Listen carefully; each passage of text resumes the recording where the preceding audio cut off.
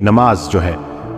اس کی عادت کیسے ڈالی جائے، اور یہ جو 5 وقت کی نماز ہے، اکثر پیرنٹس جو ہے وہ میرے پاس آتے ہیں اور وہ کہتے ہیں کہ ہمارے بچے جو ہے وہ نماز نہیں پڑھتے،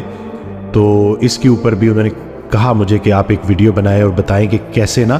مطلب اس کو نماز کی عادت کو پکا کیا جائے۔ تو رسول اللہ صلی اللہ علیہ وسلم کی ایک حدیث ہے جس کا مفہوم ہے کہ اگر لوگوں کو نماز کے فائدے کا اور امپورٹنس کا پتہ چل جائے تو دنیا میں کوئی شخص بھی نہ ماننے والا نہ رہے، یہ اتنی ضروری ہے۔ اور نماز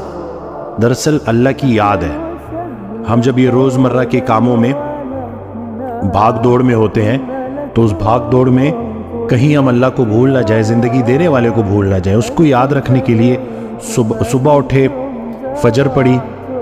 فجر پڑھنے کے بعد اپنے کام شروع کیے، مصروفیات میں بیزی رہے، پھر ظہر کا ٹائم آ گیا، پھر نماز پڑھی، پھر اللہ کو یاد کیا، پھر ظہر سے عصر تک اللہ کو یاد رکھا، پھر جیسی عصر آئی عصر پڑھی، پھر سے اللہ کی یاد تازہ ہوئی، پھر عصر سے مغرب کے بیچ میں اللہ کو یاد رکھا، اور پھر عصر سے مغرب کے بیچ میں جو اللہ کو یاد رکھا کام بھی کیے اور اللہ کی یاد بھی قائم رہی۔ پھر جب مغرب آئی تو مغرب میں پھر وہ یاد تازہ کر لی، پھر عشاء پڑھی اور عشاء کے بعد باوضو سو گئے۔ تو اس طرح سے پورا دن اللہ کی یاد قائم رہی، تو پورا کا پورا دن عبادت میں، رات کو باوضو سو گئے تو نیند عبادت میں۔